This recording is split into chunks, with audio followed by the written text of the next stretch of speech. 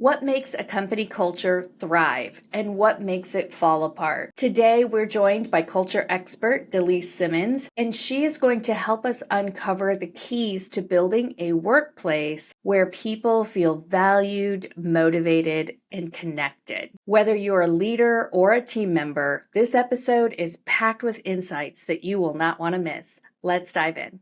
Delise, welcome to the People Success Circle podcast. I'm so glad to have you as a guest. Thank you, Mindy. I am honored and excited to be here with you. I would love to have you tell our listeners about your background and how you have become an expert in the culture side of business. Well, it's a funny story. I graduated from the University of Texas, and the first job I took was working for the city of San Antonio. Oh, okay.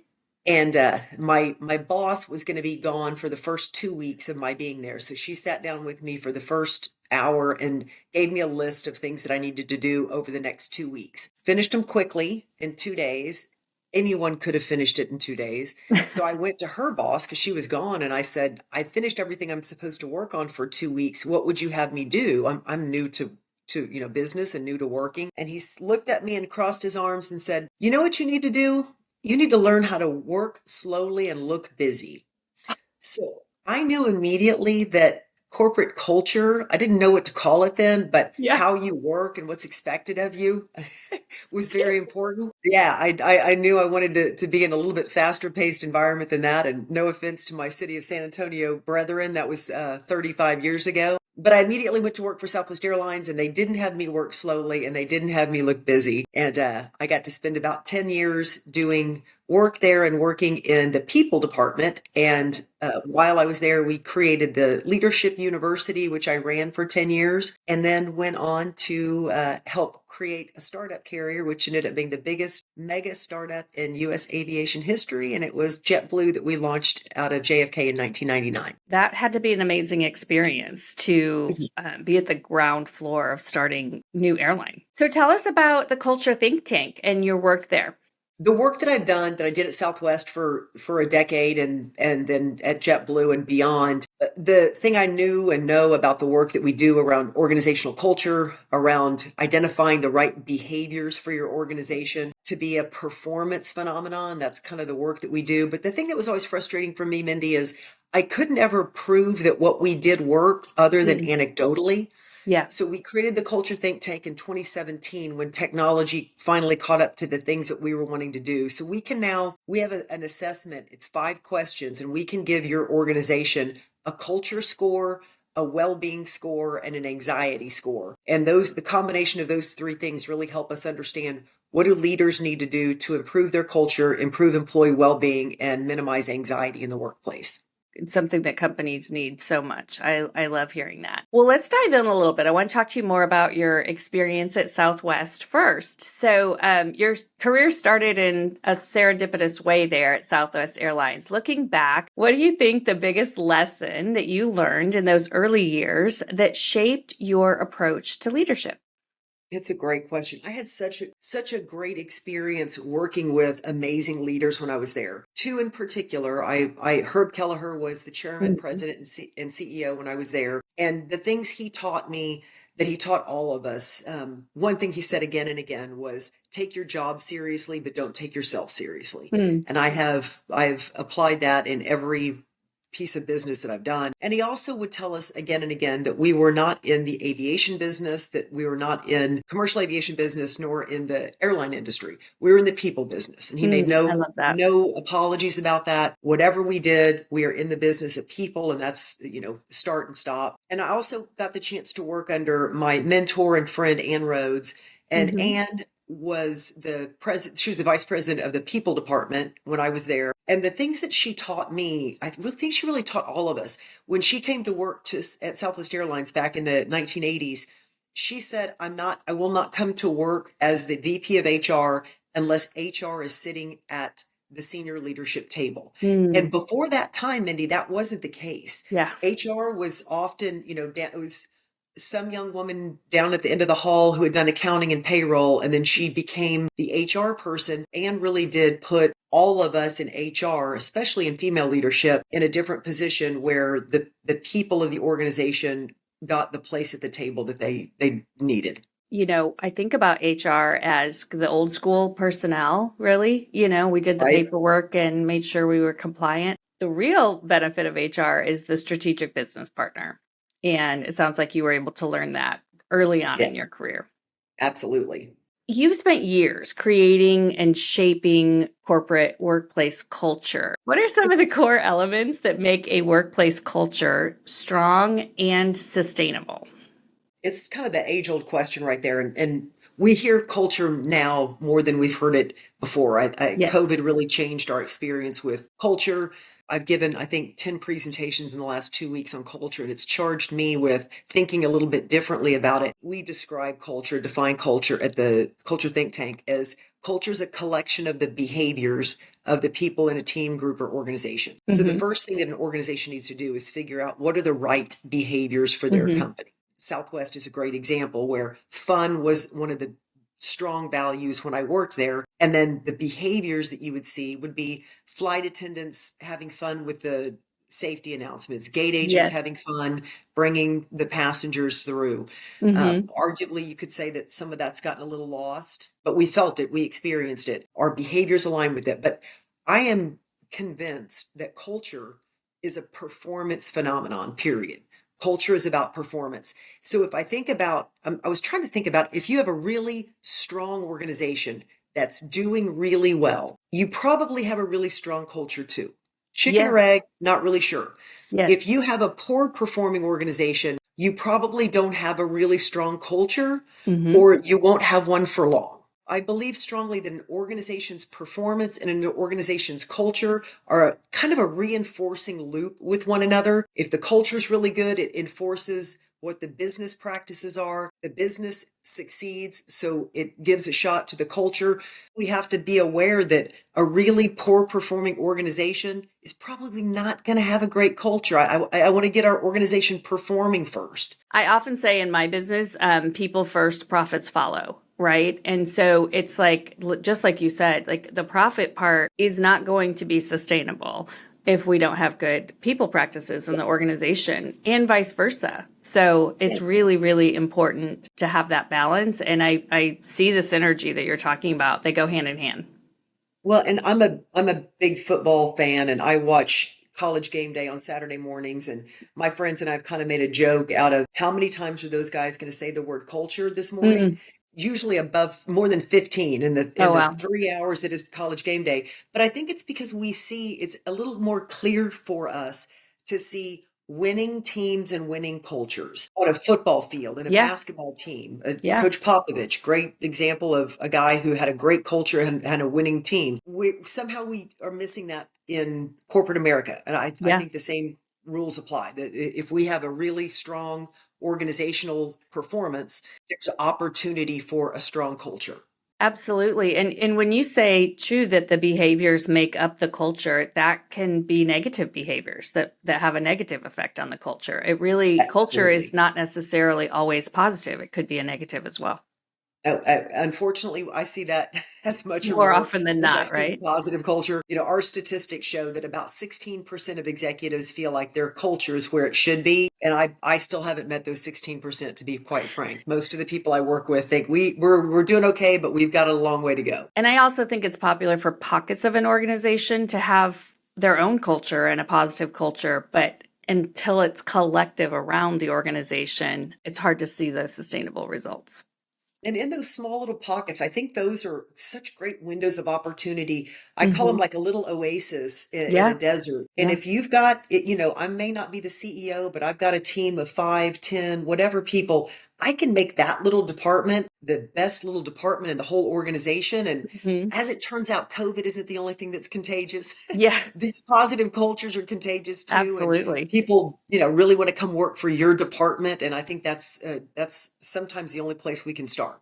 Yeah, it is. It's a good place to start because sometimes it's hard to move a big ship, right? Like I think like when I work with companies, I talk about didn't get this way overnight and it's hard to change it overnight, but you can have those wins with different pockets of the organization for sure and have that personal leadership that really makes a Yeah. difference. And, I say that we can't build cultures. Cultures exist when people come together. So we're not building a culture, but if we're not doing something to drive that culture in the direction we want it to, it's going to morph on its own. If our definition is close, which is that it's a collection of behaviors, then that's what's really important to identify what are the behaviors that are working and what are the behaviors that are not. I think that that culture is a byproduct of your environment. So we create an environment where people can talk and learn and grow and challenge and do their best. Culture is going to allow for that, right? The environment Yeah, creates it. absolutely. You mentioned earlier COVID and the, kind of disbursement of workplaces and working remote and working in the offices. How have you seen culture affected by that change in the workplace? Well, it's funny. This is going to sound a little bit cynical, and I'm anything but cynical. But I think that COVID, for better or worse, it changed people. We think and expect. And so when we came back, we didn't come back the same. That demands our leadership to take a look, find out what's important to people, what's not. I met Hmm. with a group yesterday and I had one woman say, I am violently opposed to remote work, what my company does. And then I have other people say, man, remote has been so great for my employees and we've got a hybrid workforce. I Hmm. think you have to figure out what's in the DNA of your company Hmm. and what is going to work. I don't think culture is about employee happiness. Culture is about employee performance. Hmm. And if we do a good job as leaders, not chasing employee happiness, Yeah. but chasing employee safety, employees being challenged, being Hmm. encouraged, able to grow, able to be psychologically safe, physically safe, and have some wins on our team. If employees choose to be happy, that's great, or not. Yeah. But I find so many times that we're seeking this happiness index. And if my employees are happy, I'm very happy with that. But I don't think that's leadership's responsibility to chase happiness. I could not agree with you more. One of the training classes I provide is called Wellbeing Done Well, and I talk about it's not the happiness part, and no one person is responsible for in a company is responsible for someone's happiness, and that I love that you say that they're not the same. Happiness and well-being are not the same thing. Absolutely not. I have leaders come to me and say, our culture is really strong. We had a big party Mm, last yeah. week and a get together and Yep. wince at that because I don't want to, if we have a culture committee in our organization, that's not the confetti committee. If we have a confetti committee, I think that's great too. But Yeah. I don't want to confuse it with the culture committee because those two things are completely different. I love that. I've led culture committees before, but I haven't really heard the term confetti committee. Can you walk us through the difference? So a confetti committee would be a celebration committee. We celebrate birthdays or Hmm. anniversaries, parties, all of those things that are, the revelry of fun in an Yeah. organization. I think that's great. But that's a Hmm. fun committee, confetti committee, if you will. I Hmm. think the role of a culture committee is to help the organization, if they haven't already, identify what are those values and behaviors that drive performance for us, taking those behaviors and integrating them into the organization from how we interview, how we hire, how we train, how we onboard, how we reward, recognize, Yeah. performance manage, all of those behaviors we integrate into the organization. That's the culture. It's interesting that you describe it that way. And the title of this podcast is The People Success Circle. And I've learned through my HR experience that all of those things that you just mentioned are important. Like the hiring, the Right. training, the goal setting, all of it is what works together to create success from the people side of the business, which directly is the same success you're looking for in culture and especially a performance culture. The aha moment that I've had in the last, let's say, 3 to 6 months around Hmm. this thing called culture that I've been studying for 33 years. I believe that those behaviors are grounded in these organizational values, right? I can't tell you how many organizations that I talk to and their values are, they're fine, Mm-hmm. but they're not differentiators in the marketplace. Mm-hmm. They're not standouts. They're not, and I kind of pick on integrity because most organizations have integrity as a value, which is great. I'm not saying we do away with integrity as a Yeah. value. Integrity might be your value, and that's great. What sets you apart? What is a consumer is going to Mm-hmm. make me want to be attracted to your business? And what is a potential employee, a top A employee to want to come to your business? And then the people that already work for you, what's going to keep those A players energized and Yeah. invigorated? And I think sometimes we might need to challenge these values and say, do we need to dig a little deeper? We sometimes make them more vanilla than they need to be, and they need to be a little bit spicier. Like, what Yeah. really makes your culture different? At Southwest and JetBlue, we have fun as a value. That is not a necessary value in order to be in commercial aviation. It's a True. differentiating value. Plenty of people don't like flying on Southwest because the fun part of it gets in their way. And Yeah. my opinion on that is then go fly somewhere else. You know Right. what I mean? We're not for everybody. Yeah. I actually don't mind it. I wouldn't say I like fly Southwest because of it, but I don't mind it. But let me tell you, my mother does not like to fly, and she loves to fly on Southwest. And the laughing and the silliness that comes out helps her relax and enjoy her flight even more. I mean, she's always telling me about what the flight attendant said. She thinks it's hilarious. That's great. Yeah, Well, I, it is. I had a similar experience, and sometimes operationally, our values could and should influence the way that we operate our business, Mhm, correct? mhm. So my son he is going to go skiing next week and needed to make a change in his American Airlines ticket. And he called and he was like, they want $400 to change my ticket. Southwest operation is also, we're going to make it fun. We're going to make it easy. So I hope with the changes that they're experiencing right now, they don't lose that. And that's going to be Right. my fear, is to watch how they handle the operational changes that they need to Mhm. make, that they can still hold on to that core culture of who they are. It all contributes to the culture. I mean, the ease aspect is probably my favorite reason for flying Southwest. So Right. I can definitely see that. What role does leadership play in shaping workplace culture? And also, then, what advice would you give leaders who want to improve their culture and have an impact? Our definition of culture, being that it's a collection of behaviors, supposes that culture is actually everyone's responsibility. So we Mhm. all contribute to culture. Every behavior, every experience that we have with each other as employees, with our customers, is an opportunity to enhance or diminish our culture. Now, Mhm. leadership leads that, but everybody contributes in it. What behaviors, hopefully tied to some values, but what Mhm. behaviors are working well for us today?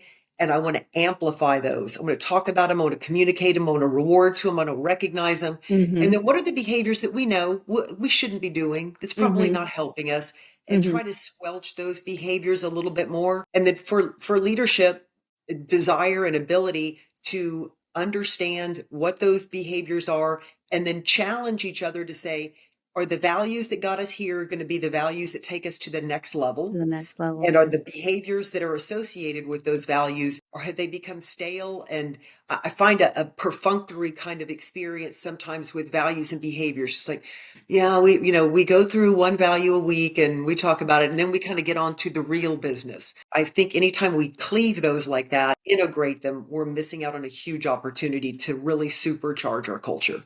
How does a leader build a culture when not everyone sits in the same building? And I say this is, obviously with COVID, we have remote workplace and hybrid workplace, but even multi-unit companies have, employees who work all over the globe. How does a leader build culture when they are missing that in person? The airline example is probably the best example. If we think about when we were at JetBlue and we helped the first 50 employees that we hired, help them create the values that Mm-hmm. were going to be the JetBlue standard. Any city where JetBlue flies, and talk to the employees, they know the values, right? Mm-hmm. If I talk to somebody on the flight deck, to a captain or first officer, about what does safety look like from your behavioral point of view, behaviors are going to be very different than if I come talk to somebody in HR. What are Yes. their behaviors that support this value of safety? So it's going to look different in each Mm-hmm. city, because behaviorally it's going to be different in each context. But the Mm-hmm. tie that binds are those values. So we all Mm-hmm. unify under the values, but then the way that those values are expressed might look a little bit different. And even if it's not in a different operation, so if it's not the Mm-hmm. flight ops versus human resources, if I'm talking to the JetBlue employees in Austin, Texas, their experience is going to be different than in another city, right? So Yes. the way that those values express themselves behaviorally will look different. Get those values right, they'll differentiate us in the marketplace, and they'll drive performance for our employees. What are some of the most unique ways you've seen companies differentiate themselves in the marketplace? Southwest and JetBlue using fun in aviation is, Hmm. the reason I like that example is because most of us have flown somewhere Yes. and we've either noticed the behavior of fun or not. It is a differentiator and it's not a necessary differentiator, but it's a Hmm. differentiator nonetheless.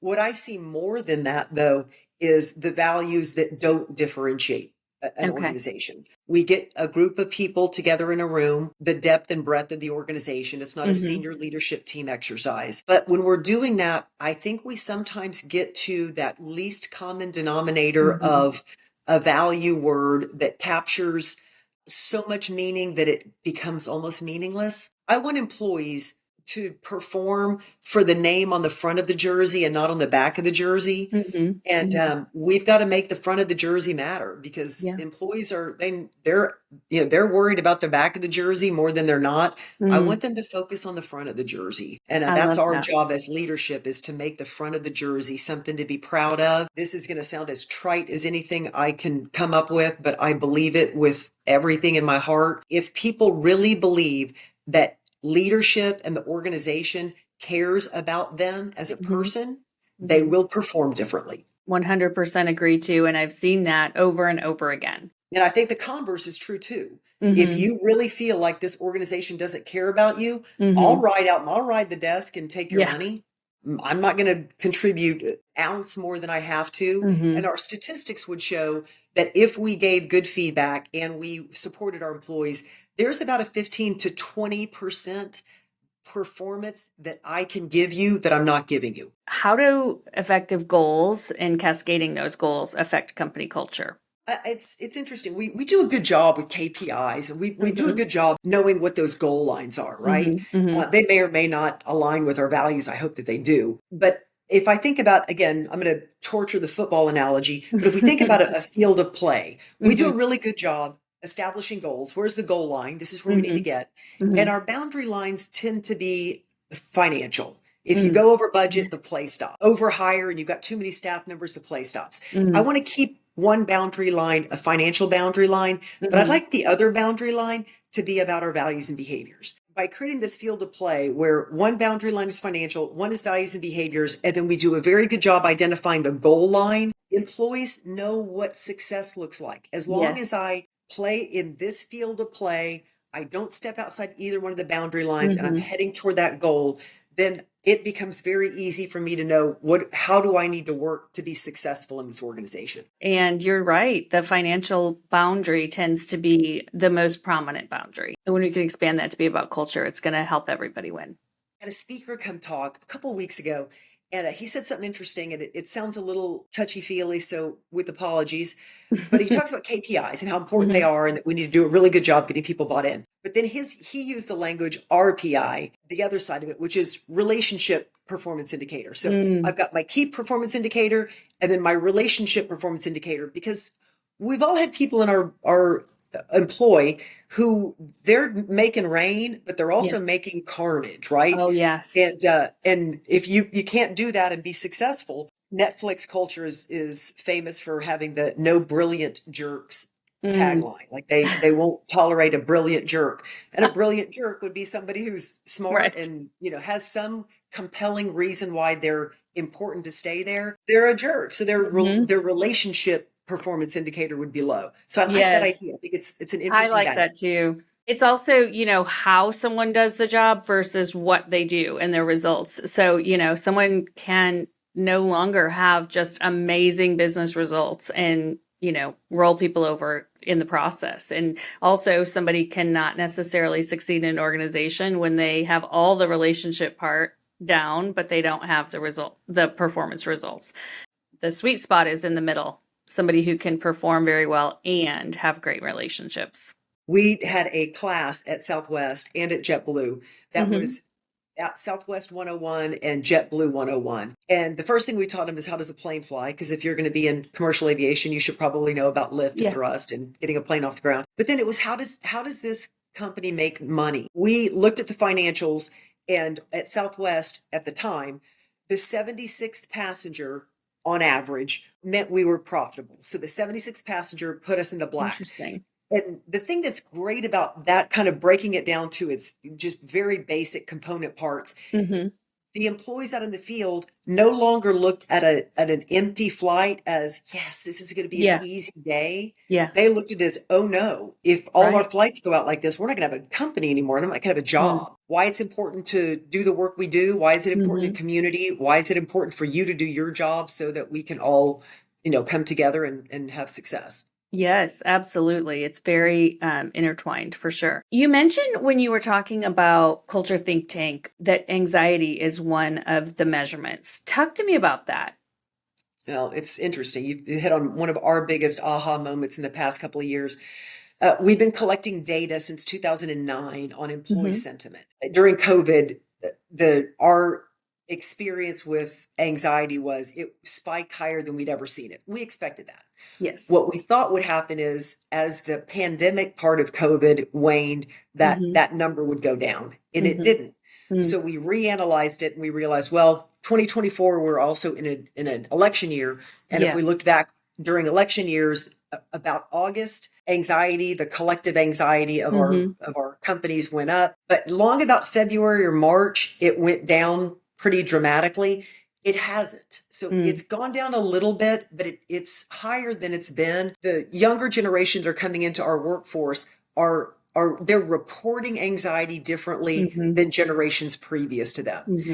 And I know when I grew up, if you had any kind of mental health issue, you didn't talk about it. Right. And now kids talk about it. They talk about it Hmm. openly. And I say kids, I mean, young people in their Yeah. 20s, even their 30s, Hmm. and they talk about it more openly. And that's all great. I think the problem lies in we haven't taught our supervisors and managers what to do if someone experiences anxiety. So Hmm. if I go to my supervisor manager and say, hey, I'm feeling really anxious, I don't think they know what to say or what to do because we Correct. haven't really given them good training on that. Direct causal relationship between high levels of organizational anxiety and things like higher employee turnover, Mm. lower employee satisfaction, lower employee engagement. Anxiety as a phenomenon in our organizations does impact performance. So we really do need to keep an eye on it and understand how to mitigate some of the effects of anxiety on the workplace. I think it's totally true. I mean, it can distract somebody from performing, right? And because when their anxiety is high, it's very hard to focus on work, right? And Yeah, I the mean, anxiety could be work related or maybe not work related. correct. Um, But when we ask a question in our culture snapshot, the question is, how are you feeling right now in one word from a work and life perspective? And the mm, reason we care about a life perspective, it may not be that the company is doing anything to impact your well being, but hmm. you're still going to break that threshold coming in hot, frustrated, anxious, whatever it might be. And that's going to impact, I mean, it can be debilitating Hmm. for some people and certainly has an impact on our overall performance as an organization if we have people that are support is being given to that experience. Yeah. And there's so many factors that go into it, whether it's political or economic or family. There's so many variables that can affect someone's anxiety and well being. So, when you measure that at the Culture Think Tank, what could a company do if they realized that anxiety was high within their employees? What are some of the things that they could do? A friend of mine who wrote a book called Anxiety at Work, Mm, Chester Elton and Adrian Gostick put a book out in 2020 called Anxiety at Work. It's a great piece of work. We use their curriculum to help okay. employees and supervisors and managers, but they show a graphic it was really profound for me and super simple. It shows a man at the bottom of a hole, right? Hmm. And Hmm. he's experiencing anxiety. A sympathetic response is to throw him a ladder and Hmm. encourage him. Come on, you can do it. Just, climb up that ladder. You've got this. The other picture shows the leader crawling down into the hole with him, being there with him. And that difference, I grew up in the here's a ladder, Yeah. get yourself up and Hmm. climb yourself out of the hole may not always be the approach. I'm a Gallup strengths coach, and one of the things I read recently from Gallup is that one of the components for employee well being is loneliness. What are your thoughts on that? We've changed the way that we approach how you work. We sent people home, whether by necessity or demand or however you want to Mhm, categorize it. mhm. But a lot of people ended up in 2020 working in a non-traditional place, right? Yes. Whether we agreed with that or not, that's what happened in our Mhm, in our country. So we have people that are working remote for the first time, and I think most people would say that there were some benefits to that and some mhm. drawbacks, right? Like anything else. Yeah. But we do know that isolation is not as a human species. We have a herd instinct. If we're isolated too much, it doesn't play into the better part of our human spirit. So Mhm. having the opportunity to bring people together at some point, if it's daily, weekly, quarterly, Yes. whatever it might be. Yes. So if we can play into those human instincts that exist and not work against them, I think Mhm. we can probably find the best of humanity and the best of our employees. Yeah. So, Delise, employee well being is a huge part of culture, yet burnout is at an all time high. How can companies create a culture that supports well being rather than just giving lip service to it? First, we need to understand what we mean by well-being. Positive psychology would tell you that happy employees perform better, and I don't Hmm. disagree with that. I Hmm. do believe Hmm. happy employees perform better. I just think we have to approach how we get to happiness differently, and we're not Hmm. chasing happiness. Happiness is the byproduct of the other things that we're working on. Our culture snapshot is a pulse poll where we keep our finger on the pulse of employees, whether it be monthly, bi-monthly, or quarterly, so that Hmm. we do get to see, are people frustrated? Hmm. Are they feeling lonely and isolated? And then listening to that feedback. I see the numbers. Now I need to go sit down and have some conversations with my employees to say, is this a one-off? Is this the way you're really feeling? Are we contributing to that? Hmm. And being willing to create environments where people feel like they can express themselves and be their best. Getting their feedback and then doing nothing with it is worse than not collecting the feedback at all. Yeah, and I talked to a group yesterday and they said, they do an assessment every quarter and they ask about salary, and they said it's always the lowest one. I'm like, why Hmm. would you ask about I salary was if just you going have to no say that. intention of doing anything about it? Like, stop asking the question. I only want to ask questions Yeah. around something that I have any intention of acting on. If Hmm. not, Hmm. then all my questions become ridiculous if that's the way that Yes. we're asking our questions. Yes, absolutely. I was thinking the same thing when you said it. I was like, oh, be careful if you ask about it if you're not going to do anything about it. When we would create assessments at Southwest, Herb Kelleher was very strong in saying, yeah, if you ask anybody if they want a Cadillac, they're going to say yes. Yes. But then you ask them, are you willing to give up $80,000 for that Cadillac? Oh, no, no, no, no, no. I don't want Hmm. that. Hmm. So making Hmm. sure that what we're asking is in alignment with what they're willing to do for that thing. Sure. Because most things in life are a trade. Most things in life Hmm. are a give and take. Most Hmm. things in life require a little effort on our part in order to get that thing that we want to get, right? Yes. Yes, So absolutely. we ask what they want, we listen to them, we thank them, Hmm. and then we act on it and we let them know, I'm doing this thing Hmm. because this is what you asked us to do. It changes the culture because people start to believe Yes. that leadership asks, leadership listens, leadership acts. They will start to perform for you in ways that you didn't imagine. If a company is realizing that they need to either reset or redefine their culture, what are some of the things they could do to start? It's a great question. And I would encourage companies to do this even if they think their culture is good. Couple of years. I would sit down with a cross section of my employees. It represents the depth and breadth of the organization. But our values, are these values still serving us well? Are they relevant? Are they taking us to the next level? Are they really making us identifiable in the market? But we might need to add one. We might need to change Yeah. one. And Yeah. then look at those behaviors and say, are these behaviors doing what we need them to do for us? Once we decide, yes, these behaviors are the things that we need to do, then we take them and sink them into every people operation that we have in the business. And that truly is the way you build your culture in a way that I believe is sustainable and leads to performance and productivity for employees and ultimately for your customers.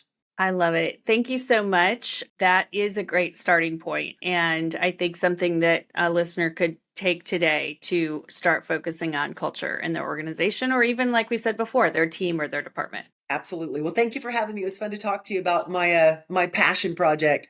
Yes, and it's so relevant to the whole idea of the People Success Circle. So I really appreciate you being here today. Thank you, Mindy. Great culture doesn't happen by accident. It's built with intention. If today's episode inspired you, subscribe, leave a review, and keep building cultures that thrive. I'll see you next time.